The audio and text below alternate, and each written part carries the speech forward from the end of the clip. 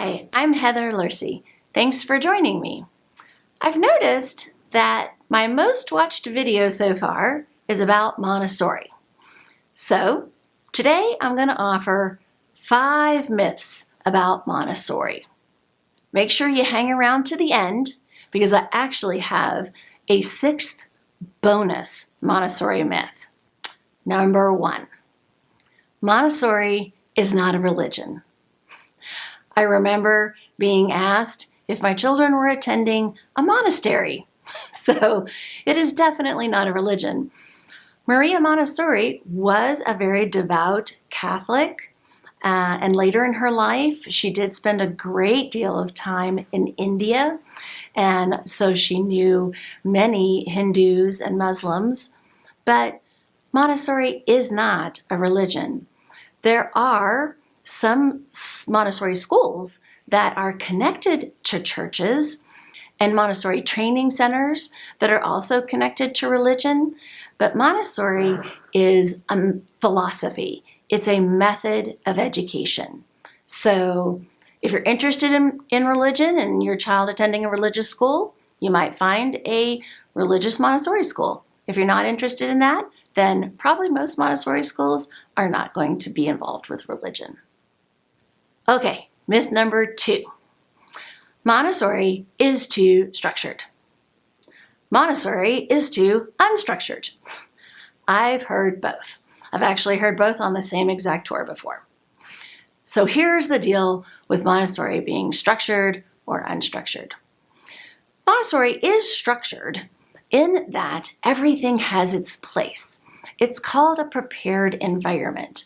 So everything is very carefully prepared for the child when they enter into the room.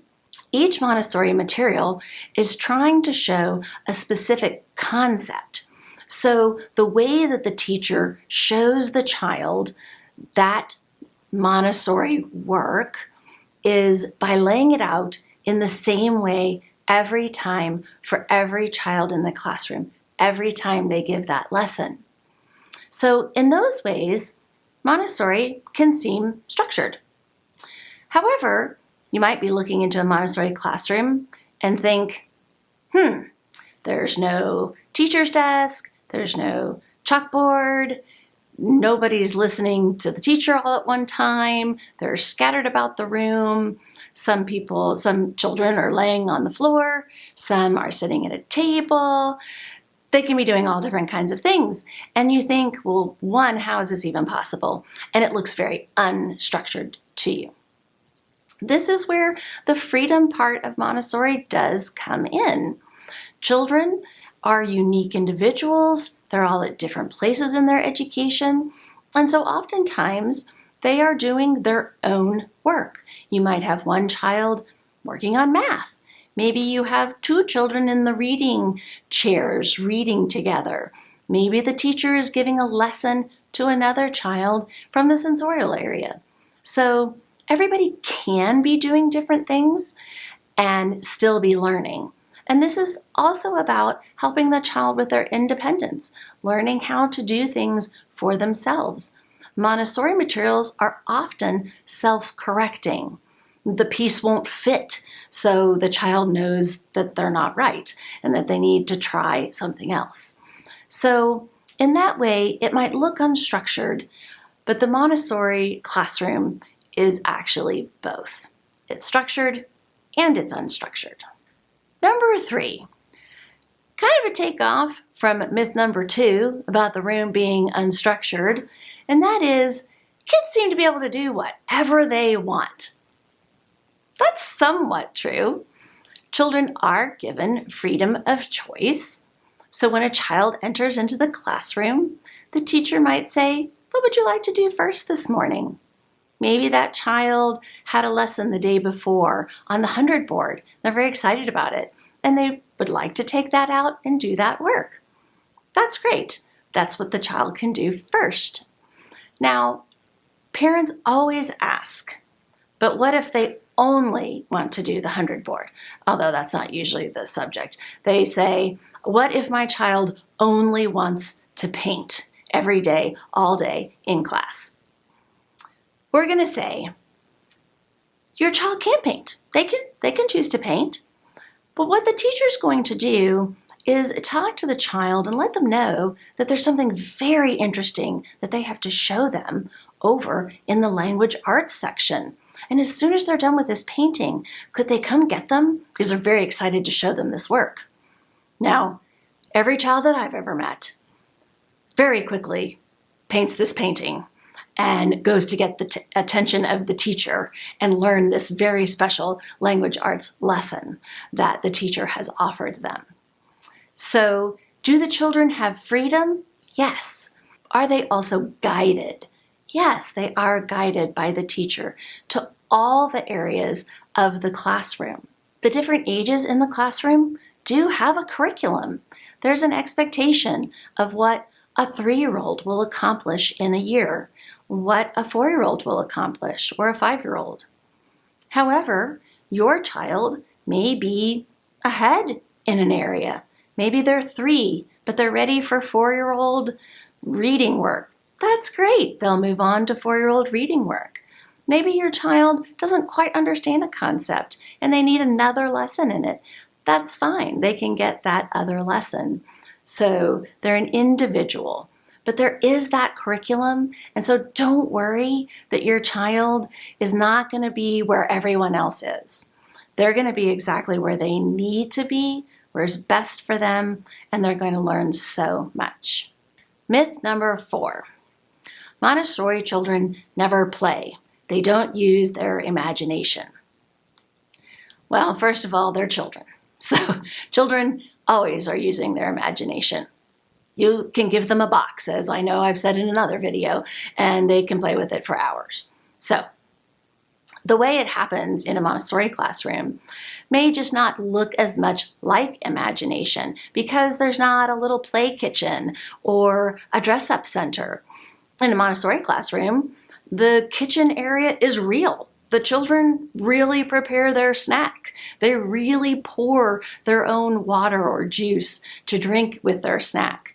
So they don't have to play kitchen. It's a real kitchen. They use art, of course. They play outside and use their imagination. I remember one time when I saw my 3-year-old playing with the farm work. The farm work is a work in the language portion of a preschool Montessori classroom that actually teaches prepositions. So the way you show the child is maybe the rooster is on the roof. The horse is behind the fence. So you're teaching them prepositions. But my child was 3 and was clearly not learning about prepositions. He was playing with the work. I think maybe he was doing, animal sounds and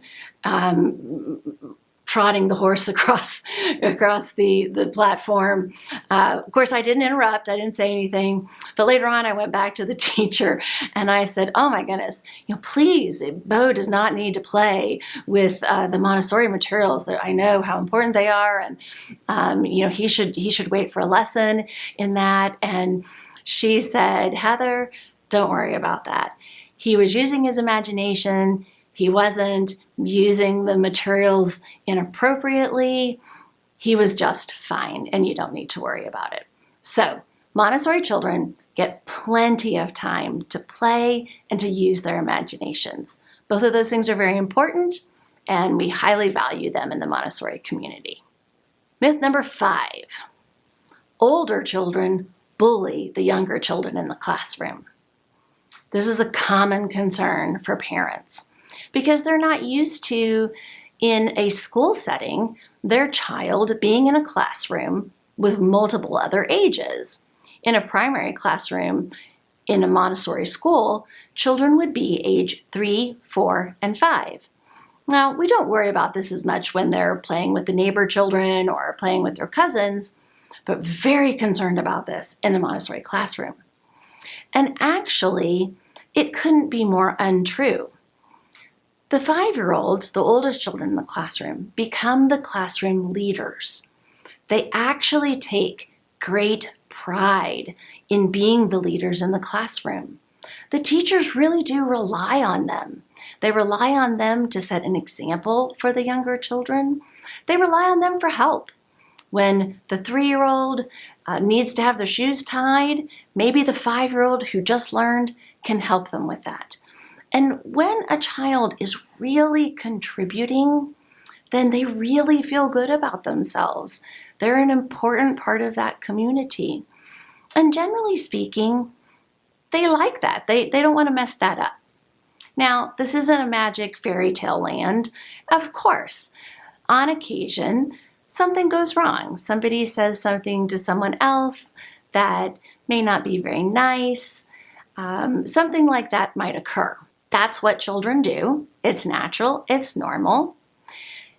In a Montessori classroom, this is a golden opportunity for the teacher to help the children with their communication skills. So, of course, there's consequences where there needs to be consequences, and the teacher can help the children learn how to better communicate. So it's not that nothing ever happens. It's not perfect all the time, but when it isn't, the children are helped to learn how to deal with that. And the vast majority of the time, the relationship between the oldest children in the class and the youngest children in the class is absolutely beautiful. All right, before we get to the bonus myth, I hope that you'll click and subscribe, leave any comments below, ring the bell if you want notifications. Okay, myth number 6, our bonus myth. Montessori children do not transition well into a traditional school environment. I've been in education for more than 30 years, and I promise I have literally never had a parent come back and tell me that their child did not transition well into a traditional school environment, whatever that might be. Maybe they're going on to another private school. Maybe they're going on to their neighborhood public school. Traditional environments like what maybe you and I remember school being like. The children really do quite well. The thing that might confuse them a little bit when they're making that transition are things usually that surround independence. Maybe the first grader just doesn't quite understand why they can't just go to the bathroom whenever they want to. When they were in their Montessori classroom, there was bathrooms right there. And if they had to go, they went to the bathroom. They didn't ask the teacher. But in a traditional classroom, maybe the bathrooms are located outside, or maybe the teacher's giving a lesson that they all need to listen to, and they can't all suddenly go to the bathroom. So they need to wait. So that might be a little bit confusing. The other thing that sometimes confuses Montessori children when they're a little bit older, academically they just sail along after being in a Montessori school. But the social world might be a little bit confusing for them.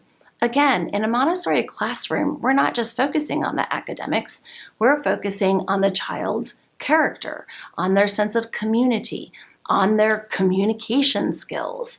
And so the things that happen sometimes at that adolescent age, that also happen in Montessori schools, but the kids get help with it, can be a little bit confusing, a little bit disarming when someone's maybe mean to them or tries to ostracize them, and they don't have the same relationships that they had to their Montessori teachers, and so they don't know who to go to.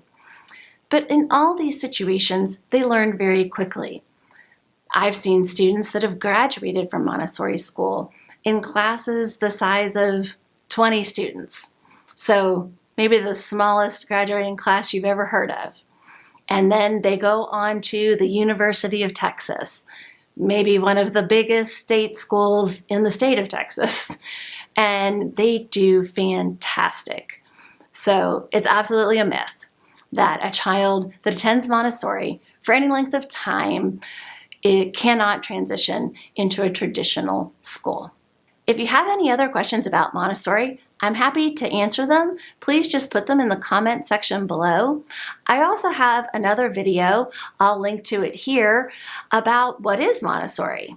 Hope you'll enjoy that video as well. Thanks so much.